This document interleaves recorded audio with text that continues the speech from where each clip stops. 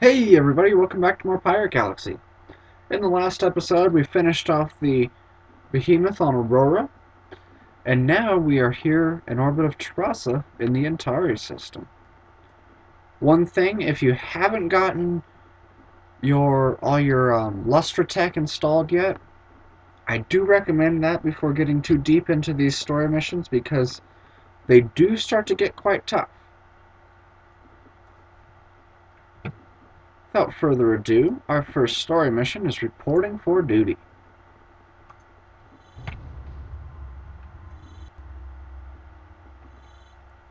So we need to fly down to the surface and protect a transport.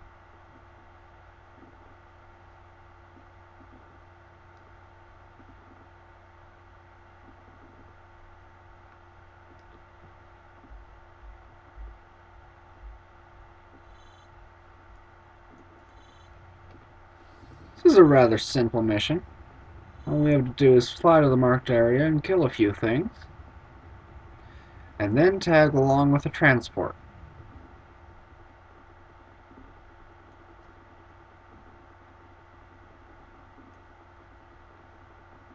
We do have a few new classes of Mantis on Terasa.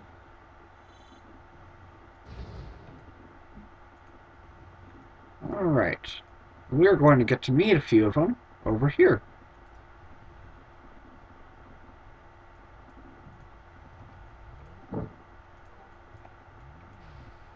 First off, I'll go over the Mantis Friendzoid. It's a very weak class.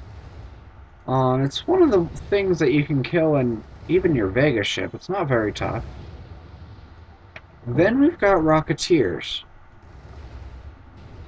These Rocketeers are very tough. They've got tough armor, and as the name would suggest, they shoot rockets at you. So it's a bit like a mobile rocket turret, without quite as much armor.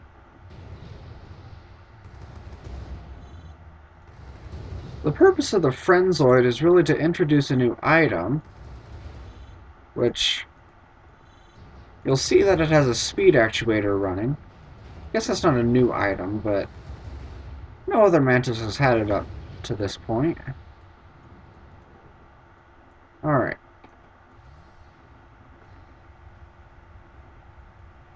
Instead of flying in there like that, like I did, I do recommend sort of skirting the edges and pulling things out one at a time. Like this Rocketeer here, pull it into the E field and kill it.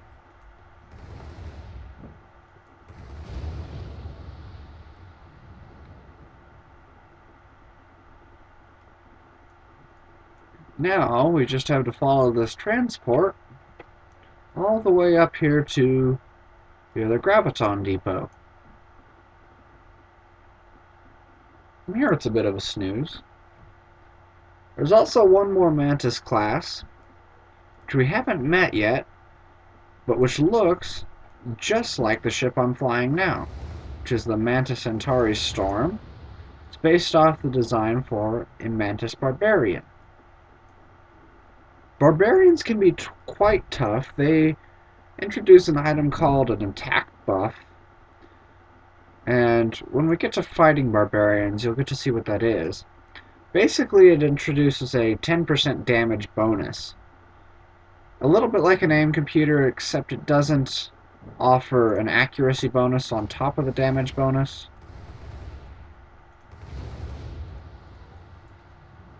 But it still makes things quite lethal.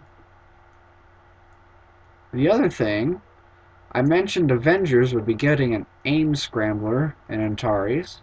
Transport will be okay over there.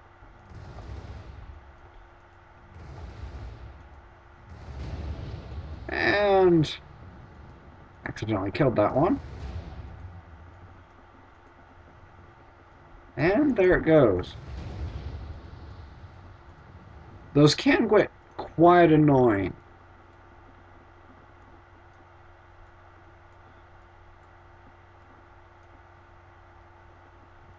Aim scramblers are not fun to deal with. The other new thing is you'll notice that rockets now do splash damage.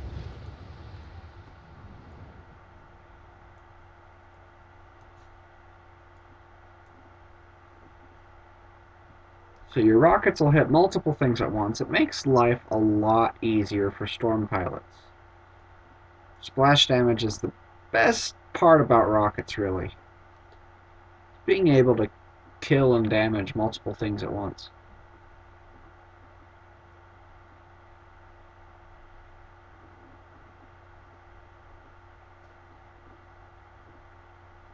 And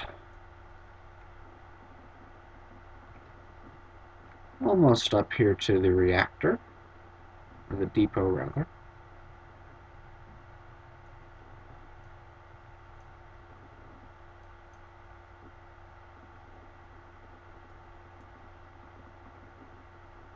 Turn on the tunes.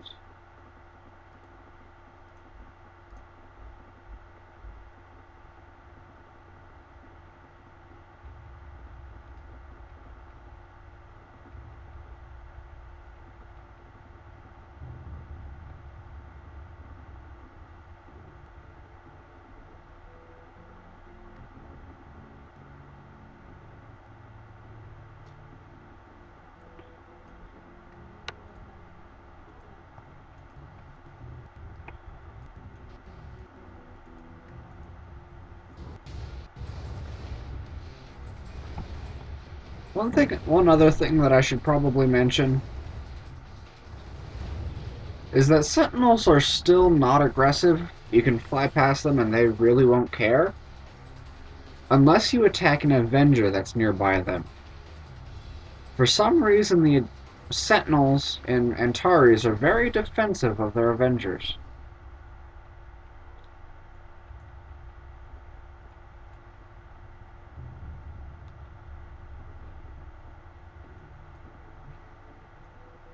Oh, also energy.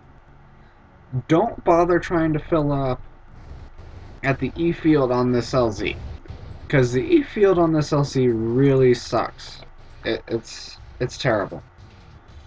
Come up here to this energy field, or the one over by the other Graviton depot, to fill up initially. These are really the best places to fill up near the LZ of Terasa. There's also a decent E field right here, but it can be a bit difficult to get to. There's a large patch of Mantis here, there are Barbarians in here, and this area is patrolled by Custodian Commanders, which can make things really annoying. Anyway,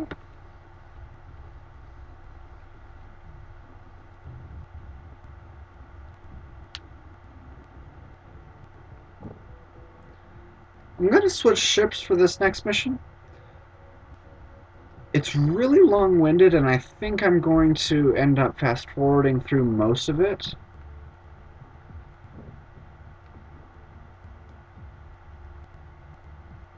Just a couple more things that I want to explain about Antares and Terasa and stuff.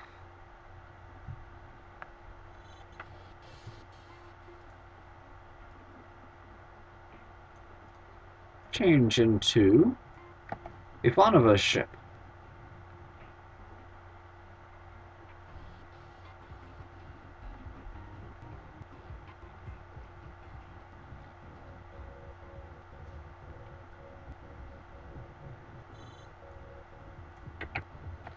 Next mission we're going to do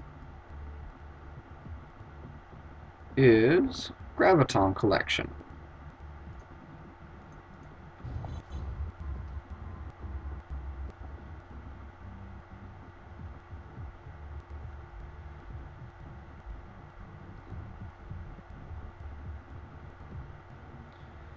So like I said, this one is really long-winded.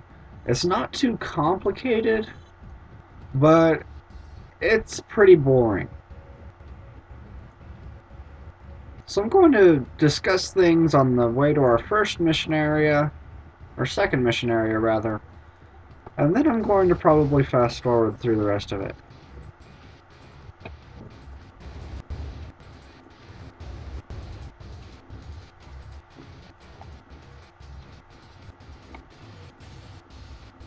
One of the reasons I'm using the stun here is because we don't need to kill enemies, we just need to get them so that they're not shooting us.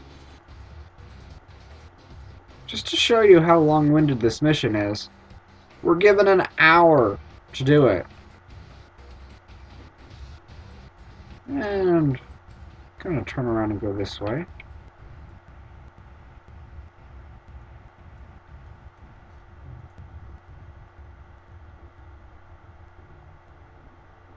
Now the point of this mission is we're picking up Gravitons. Gravitons are also player items that are very useful in combat situations. There are 5 different species of Graviton, and when I get around this corner I will open my panel up and show them to you.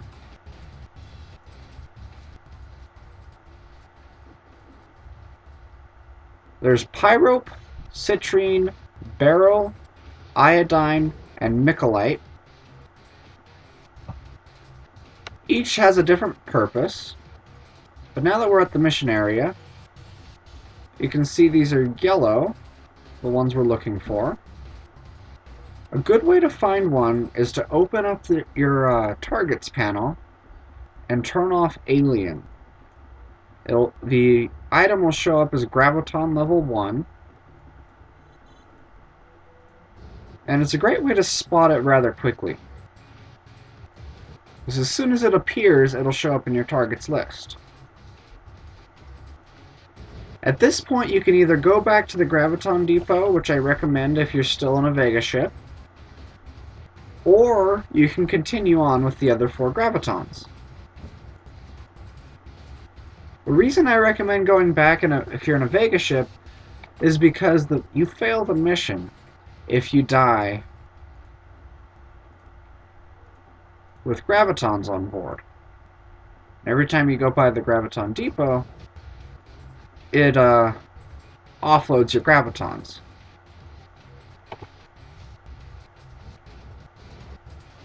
This is one of the reasons I wanted to come in and shock. I just dropped an aggro beacon, so now I'm not getting shot at anymore.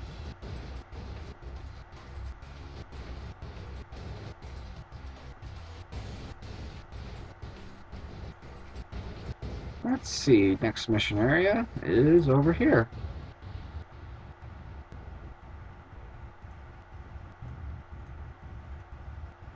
Getting lucky with the mission areas here. When I did my practice run of this mission, they were all over the place, and it took me over 15 minutes to do this mission. Anyway, now I've got a moment to talk about Gravitons. The Pyrope Graviton boosts your damage by 80% for 30 seconds. The Citrine does the same to your armor for 30 seconds. And Mycolite does the same to your speed for 30 seconds. So all 3 of those are very useful to have on board. Basically what I like in these 2 are different ship classes. You've got your Storm Graviton, your Tank Graviton, your Stun Ship Graviton, which are known for being very fast. It's one of the reasons I'm flying one right now. The Beryl Graviton instantly repairs your ship to maximum health. This is really good when used in conjunction with a Citrine Graviton when you're about to die. If you slap this on, and then this on, you can normally stay alive for a while, in a pinch. The Iodine Graviton is my personal favorite. It's a little bit buggy, but it resets all your cooldowns instantly. So if you need your repair droid back twice in a row, that's what you want to use. A word of caution though, like I said, it's a bit buggy. Things often cut out halfway, 2/3 of the way into using them. So you might not get that full repair droid or afterburner that you need. And I think we've got one more Graviton to go, which is over here at the LZ. These positions do move around a little bit.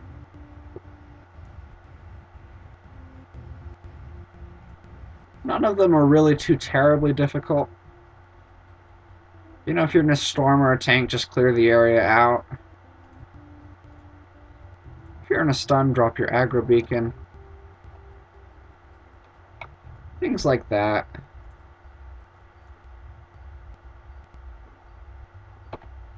Also, if you're in a stun, your speed actuator will increase the speed at which you collect these.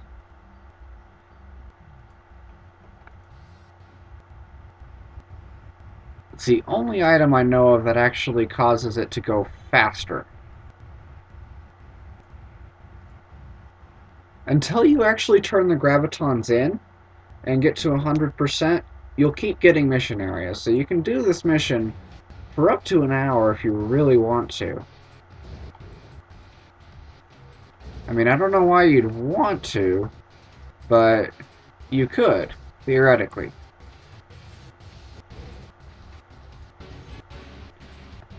And then we take our 5 Gravitons to the depot, and we're done. One last thing I want to mention about this mission. If you do it in a squad, it does increase the number of Gravitons required to collect. I don't know by how much. I haven't done this mission in a squad in quite a while, possibly not even ever. So, just be advised that doing it in a squad won't increase the speed at which you do it necessarily.